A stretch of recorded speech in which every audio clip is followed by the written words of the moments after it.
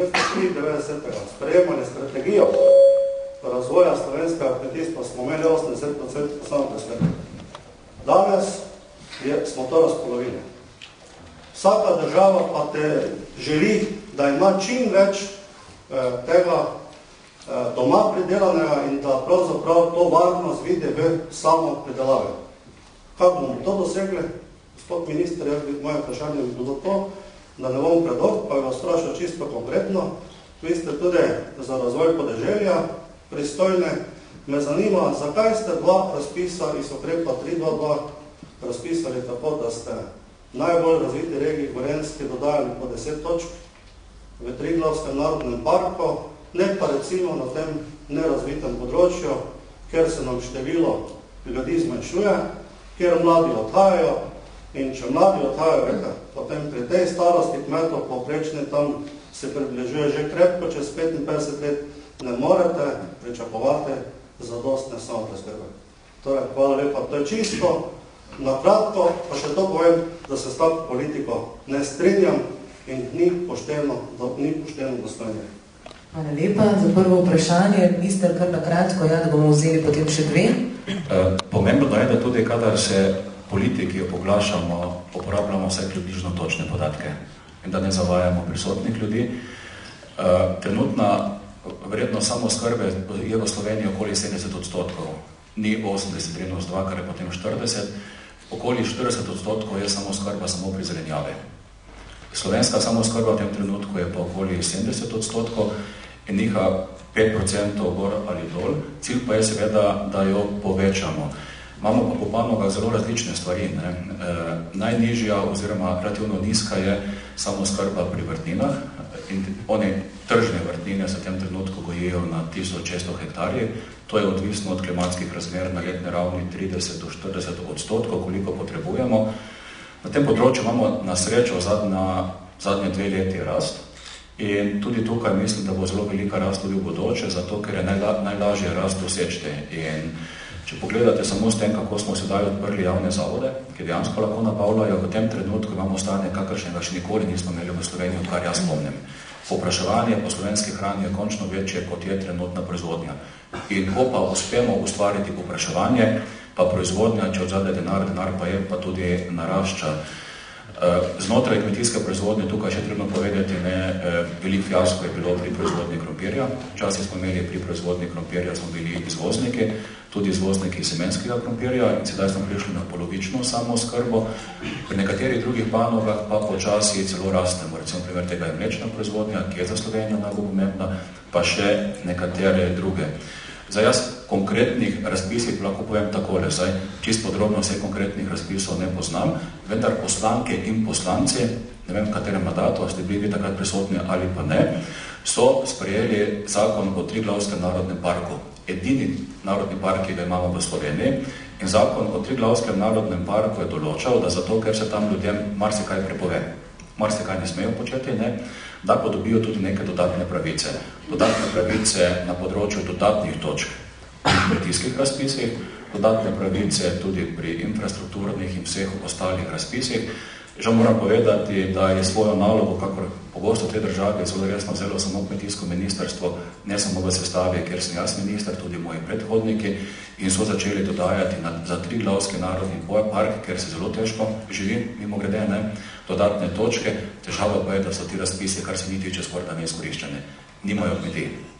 In ob vsem tem v bistvu mi dobivamo pozive, a lahko še kaj drugega naredimo in sedaj iščemo neke rešitve. Pa moram pa tudi to povedati, ko pa sem prisoten v ostalih koncih Slovenije, ki ne spadajo pod zakon o Pomurju, pa dobivam izjemno hude očitke, kaj vam pa je minister in ministrstvo, da dodajate dodatne točke Pomurju in gre izrazito več denarja, kot je šlo pred tem zakonom o Pomurju v Pomurje. Tudi takrat rečem samo to, kar lahko rečem. Tudi takrat nisem bil minister, poslanci so zakon sprejeli in jaz kot minister vas spoštujem. Mogoče pa samo ena, kar pa mislim, da se bomo vsi strinjali. Ko opazujemo slovensko kmetijsko politiko pa proizvodnjo hrane, nekatere stvari se moramo zavedati. Več stvari vpliva na to, kaj se na bazni ravni dogaja z proizvodnjo. Ena od teh stvari ni pa edina in tudi ni zadostna, to kažejo naše izkušnje, je koliko denarja slovenskega pa evropskega, ki je končne fazi tudi našne, pripeljamo na hektar. Kar se tega tiče, smo nadpoprečno uspešni. Do sedaj smo pripeljali toliko denarja na hektar, da je pred nami samo Malta. Ko smo imeli pogajanja, ki so se vršila od aprila leta 2010 naprej, smo imeli strahovito težavo, ker nam je bila prva ovojnica ponujena, je bila katastrofa za Slovenijo, ampak smo zmagali. Moram reči, da smo uspeli obdržati skoraj isto količino denarja, tudi v Evropi nas razumejo kot zmagovalce. Zmagali pa smo samo zato, ker smo na srečo uspeli kmetijstvo umakniti izven političnih razprav. Vse, kar je v tistem trenutku, pa skoraj do tega trenutka sprejemal slovenski parlament, je bilo soglasno sprejeto. Dogovorili smo se tako, kot se vsaka normalna država dogovori v ozadju in nismo odražili slovenske javnosti.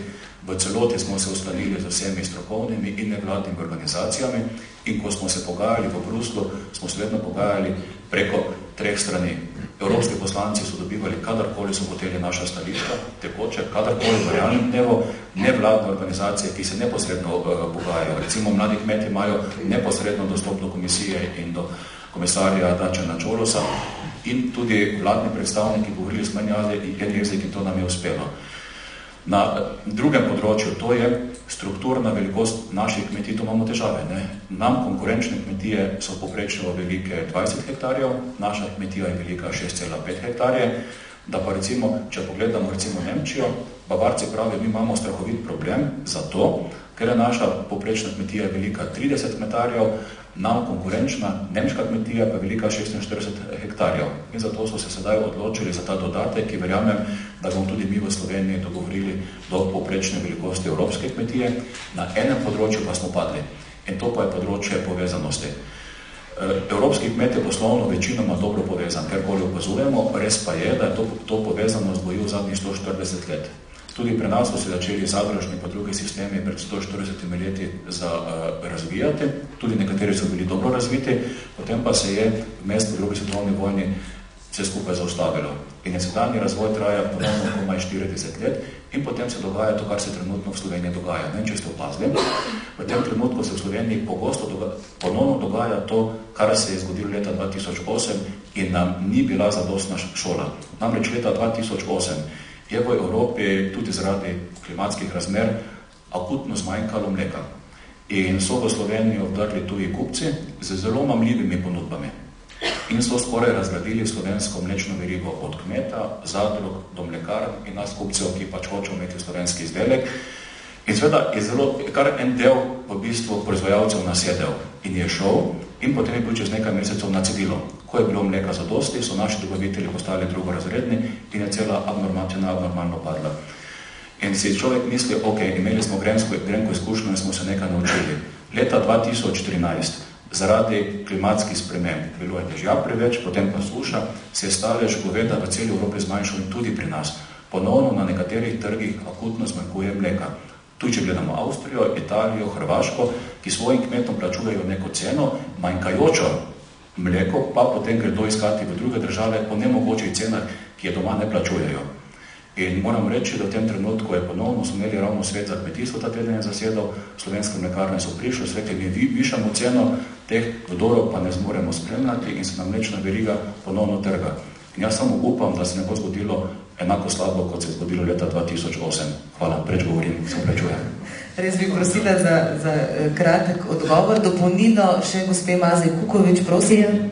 Hvala lepa. Moram že ministra malo pokorigirati, da vse, kar govori, pa veliko govori, je treba le malo dopolniti ali reči, da vse ni čisto tako.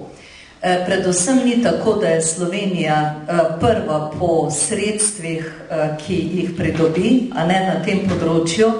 Je treba malo pogledati te evropske raziskave in primerjave. Seveda tudi glede mleka se absolutno ne morem strinjati z vami, zato ker je treba stvari širše gledati. Pomembno pri razvoju pa je to, da se še kako zaveda Avstrija in sosednje države, tudi Italija, tudi Nemčija, da gredo bolj v razvoj tudi organske pridelave hrane. in to privlači mlade. Po vseh statistikah to privlači mlade, mladi se vračajo, to je za njih nekaj inovativnega in je mnogo večji procent tega, pri nas je pravzaprav Slovenija tu na ničli. In mi pač moramo gledati, kaj je atraktivno za mlade pod 35 let, ki bodo posebej imeli perspektivo z financiranjem iz evropskih sredstev. Tudi za področje, recimo, kjer so pač določeni pogoji mnogo težji za njih. Torej, mi nismo tako idealni. Jaz se že strinjam, da takrat, ko si v vladi, je treba stvari mogoče malo lepšati, ampak je kar treba povedati, da danes forsiranje še naprej proizvodne mleka, pri tem, da imamo pa na določenih področjih samo 30% samooskrbe in da tega ne omenimo, da ne omenimo, kako je zdravje odvisno od tega, kaj pojemo in seveda od tega, kaj pojemo, je tudi zelo pomembna ta raznolikost, ki je mi nimamo in da je to priložnost tudi v novi finančni perspektivi za kmetijstvo, ki gre v tej smeri, če ji rečemo tudi bolj zeleni smeri. In da je tu, kot ste vi omenili, 41 milijonov kilogramov česna uvozi Evropa vsako leto. Da ne rečemo, da ajde, pravzaprav ni videti, pa ljudje, ki imajo težave z glutenom, mogoče, da je tu kje kdo tudi ali v vaših družinah, absolutno ne smejo uživati kaj drugega kot to, da je naše življenje v veliki meri odvisno od tega in zdravje, koliko bomo pojedli in stročnic, koliko bomo pojedli jagodičevja. Skratka, to so stvari, ki so pomembne. In v Evropi je 100 milijonov ljudi s kroničnimi boleznimi. V Sloveniji 400 000. In če mi ne bomo gledali na to, tako kot Evropa gleda, kjer je pri vsakem zakonu praktično vprašanje vpliva na zdravje in okolje, zelo resno in zelo resno mnenje podajamo in podajamo predloge v tej smeri, potem mi ne bomo naredili napredka. In ni bolnišnic in zdravstvenih domov, ki bi lahko rešili stanje naraščajočih kroničnih bolezni, ki so posledica življenjskega stila, med drugim tudi v veliki meri prehranjevanja. Hvala lepa. Minister je bil neposredno izvan in bi res prosila ministra za kratko repliko. Očitno imamo oba za gospod poslanko rada številke. Jaz številke dobro poznam, ker moram več čas se pogajati, in tudi vem, kaj mi evropski pogajalci, kakšne tabele porinejo pod nos, ko moram zagovarjati Slovenijo. In spoštovana poslanka, sedaj pa naredimo primerjavo. Se štema slovenski program razvoja podeželja in se štema plačila in delima za hektarje in kakšno številko dobimo in povejte, če je druga ali ni, in vi pa povejte, s katero številko pa vi operirate. To je prva stvar. Druga stvar pa, ko se govori o kmetijski politike, pa je potrebno vedeti. Kmetijska politika je povezana z resursi, ki jih imamo. In Slovenija, Bog pomaga, ima 2/3 travinja. In če imaš travinje, spoštovana poslanka, katero proizvodnjo boste pa delali na travinju? Vsi imamo iste podatke, samo očitno, da jih vi interpretirate zavajajoče. No, ta Big Pong bomo zdaj prekinili. Gospod Vajgl, še replika. Kratka replika, prosim, da gremo potem še na naslednje vprašanje iz publike.